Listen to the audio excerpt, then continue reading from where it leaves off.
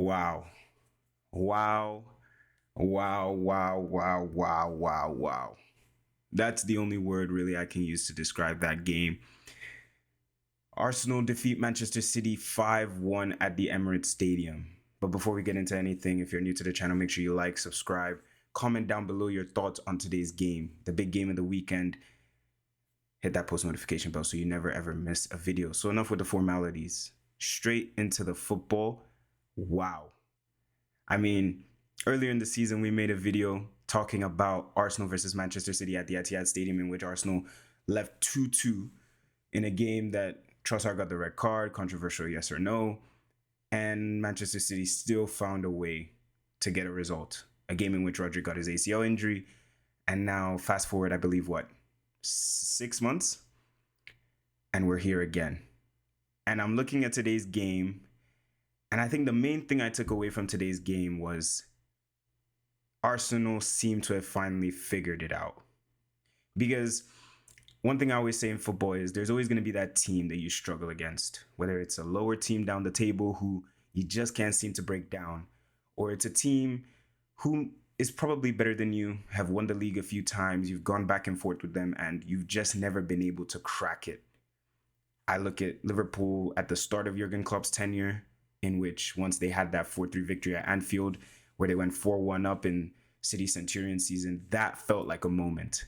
Albeit Manchester City still went on to win the league comfortably, but it felt like a moment, as though to say, oh, we figured you out now. We understand it now. I understand it now. Because you look at the game today, or even other teams around the world, Bayer Leverkusen last year comes to mind again. The way in which they beat Bayern Munich, it was 3-0 at home. And it felt like, oh, I understand it now. Do you understand what I mean? And I look at today's game, and with Arsenal, they understand it now. Because yes, we know Manchester City have not been good all season. That is pretty much a known thing, common knowledge at this point. But I think even today, coming into today's game, there was a lot of uncertainty whether Arsenal could really put Man City to the sword. Because if we're being honest, it should have been a comfortable victory for Arsenal, albeit it did go on to be that way. But at the start of the game, it really did not turn out that way, if we're being completely honest. In the first half, all of Arsenal's press was opening all the weaknesses of Manchester City, and you saw it time and time again. You saw it with the goal with Martin Odegaard. You saw it with the miss of Kai Havertz. My friend Shaquille told you guys this guy needs to go. They need a striker. But in the end, he did go on to pay back the faith in Arteta. But of course, that press, consistently pressing high, won the ball back, gaining chances, Martinelli in the transition. But then after they scored that goal, you started to see Manchester City come back into the game. And I felt like Manchester City, from about the 15 minutes till about Thomas Partey's goal, they completely controlled matters. And I sat there watching the game thinking, well, Arsenal, you've gone back into your shell here. And I had that same mentality when they went to the Etihad and they went 1-0 up. And then they went, sorry, not 1-0 up. They equalized the game after Erling Haaland's early goal. And then they went 2-1 up. Obviously, the red card changed matters and changed the context of the game. But it kind of felt like, oh, well, you've gone back into your shell now. The 0-0 2 seasons ago, oh, well, you've gone back into your shell now. But today, that was not the case. They went back into their shell for about 40 minutes, but it kind of felt like all ball, no real penetration for Manchester City. But then once the second half started, you saw that Erling Haaland goal. And I think Manchester City did create 1 or 2 chances. Omar Marmoush had a few nice touches here and there. Phil Foden, this guy, one game he decides to turn up, next game he decides to not do anything. At fault for the second and third goals. It was a poor showing from him. Bernardo Silva, I think Bernardo Silva has turned into like those old people you see. You know those old heads you play with in like pickup games where you're younger than them, you're faster than them, you're better than them, and then you dribble past them, and then because they're so old and they're so prideful, they just resort to kicking and violence because they can't close the gap to you in terms of quality. Of course, Bernardo Silva is still a very good player, but I mean, this guy has just resorted to fouling and hurting people rather than actually just playing football. All around, Manchester City, poor performance. John Stones today, lackluster on the ball. Manuel Akanji, I don't really know what's happened to him. He was so good for 2 seasons when he first came in, really set the standard. And now I think he's kind of just fallen back to what we saw at Dortmund, and kind of explains why Dortmund sold him for how much they did sell him in the end. And I go back to that point about fear factor. and the point about Arsenal understanding it, because I feel like today's game, once Manchester City went 2-1 down, the game was over. And then we constantly talk about Manchester City's woes. What's wrong with them? What's the problem? How can they fix this? And you see them signing 3 players in the transfer window. But I look at these 3 players they've signed in Kusanov, Victor Reis, and Omar Marmoush. All good players and probably will be good players for them in the future. But I'm looking at it and I'm wondering, how does this solve any of the problems you have right now? You don't have any midfielders who can run in transition. You don't have any fullbacks. I know Kyle Walker wasn't the best, but if you're going to let him go, why would you not bring somebody else to replace him? Today they played Mateus Nunes at right back. I don't really understand how that's going to benefit you in improving the team. They still haven't gone out and signed proper wingers. Of course, they signed Omar Marmoush, but he's not an out-and-out winger. Doku is always injured. Savio was good today, but then who else is there? Jack Grealish. We need to leave Jack Grealish in 2024. I'm sorry. We need to leave him in 2024. He's not good enough. He really isn't good enough for this level. But the fear factor is gone. It's completely gone. If you felt like Manchester City was this team that, oh, they're coming, you always feel like they're on your neck. It's gone. Nobody's scared of these guys anymore. Arsenal aren't scared. Liverpool aren't scared. United aren't scared. And United are rubbish. Tottenham aren't scared. And Tottenham are even probably worse than United. Even the lesser teams in the league. You look at Brentford a few weeks ago, 2-0 down. I feel like Brentford a few years ago against a better Man City team probably don't even attempt to go for the game. They just let that 2-0 kind of fizzle out. Game ends. And Manchester City leave with the 3 points. But then you see the way they fight back. They score 2 goals in about 5 minutes and they draw the game. And Man City dropped 2 points just like that. So for me, yes, there's all the problems tactically. I think the players are just not there. I look at someone like KDB. I mean, he's still got all the technical ability because you never lose that. But I look at the way he fights and I look at the way he plays and the way he really gets involved on the field. It doesn't look like a player who screams, I still want it. And fair enough. You've won the Champions League. You won the league, 6 times now? I hear it. And I think this team needs a huge rebuild. Huge rebuild, both in terms of personnel and in terms of mentality. Because that team does not even look like a team who's willing to fight. And fight is what you need at the top level. And we've seen it from Man City in the past. They will always fight. They'll always give you that effort to the very end. But there's been too many examples this year where that just doesn't exist. But in terms of fighting, in complete contrast to Manchester City is Arsenal. And Arsenal is a very interesting one. We spoke with Shaquille on the last video about how Arsenal have been performing this year. And Arsenal is a very interesting team because if you listen to their fan base and you listen to the wider media, now I'm also part of this because I don't really like watching Arsenal. They're not the best team to watch. And I feel like today was more of Man City. You really see how bad Man City are as opposed to Arsenal being this incredible team. But I feel like with Arsenal, their weaknesses are overemphasized and their strengths are not as talked about. Today, they didn't have much of the ball, so we didn't see that incredible rest defense that we typically see. They were more playing on the transition, which makes sense because Man City don't have midfielders who can run. And I actually thought, for the most part, Man City contained the transitions pretty well up until the last 20 minutes where I feel like at that point they were like, my brother, the game is over.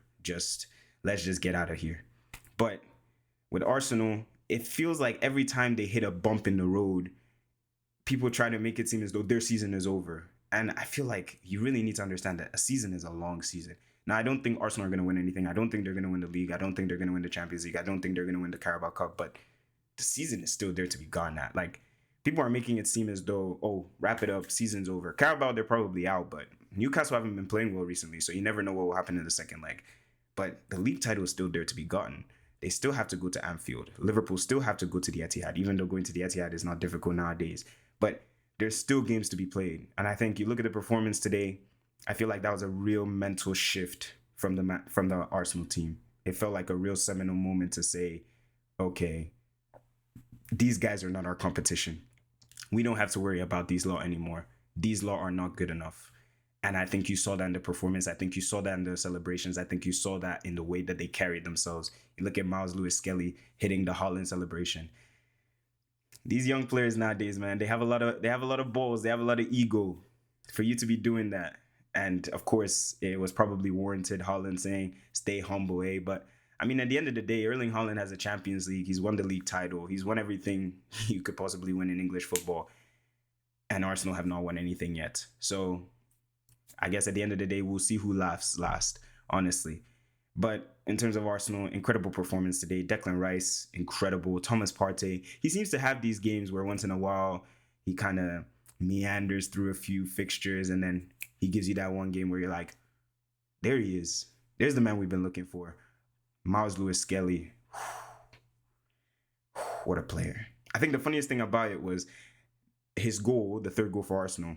There was a moment in which I can't remember who had the ball. I think it was either Martinelli or Trossard, but they had the ball on the left-hand side. And for some reason, Manchester City decided to double up.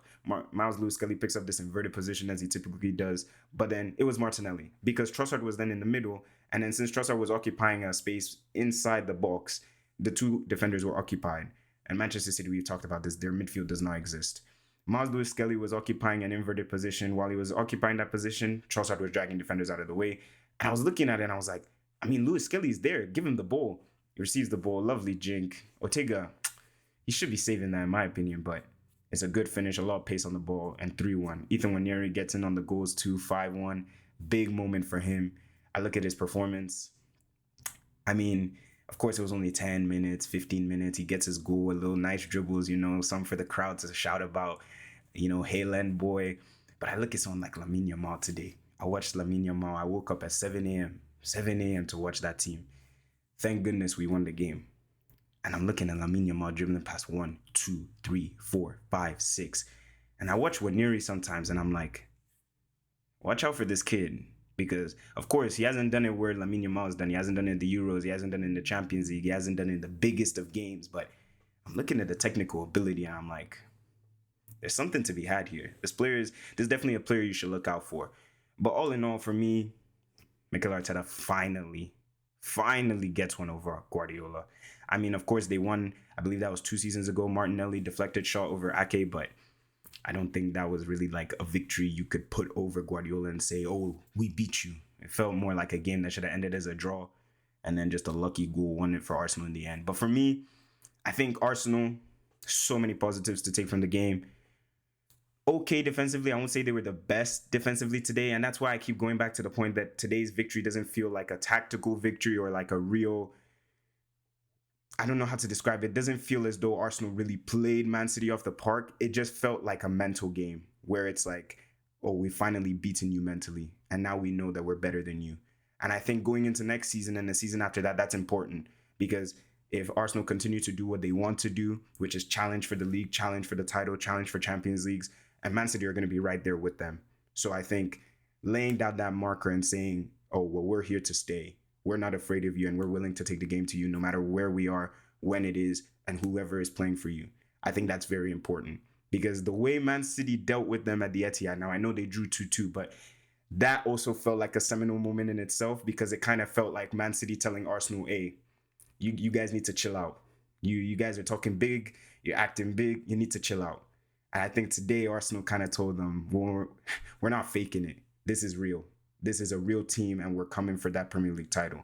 Now, obviously, Man City aren't going for the title this year. It's Liverpool they're trying to catch. But I think going into next season and the seasons after, this is a very important victory for Arsenal. Now, of course, let me know what you guys thought in the comment section down below on today's game. I think it's a huge victory for Arsenal. As I've said throughout the video, I think this propels them to another level for the season, really gives them that boost. What do you guys think? Do you guys think they're going to beat Newcastle in the Carabao Cup? That should be an interesting game because Newcastle have been kind of shaky recently. I don't think Arsenal will be able to bring back a 2-goal deficit, but maybe the game will go to extra time. We'll see. Maybe. Who knows? And of course, if you're new, as I said, make sure you like, subscribe, hit that post notification bell so you never, ever miss out on a video.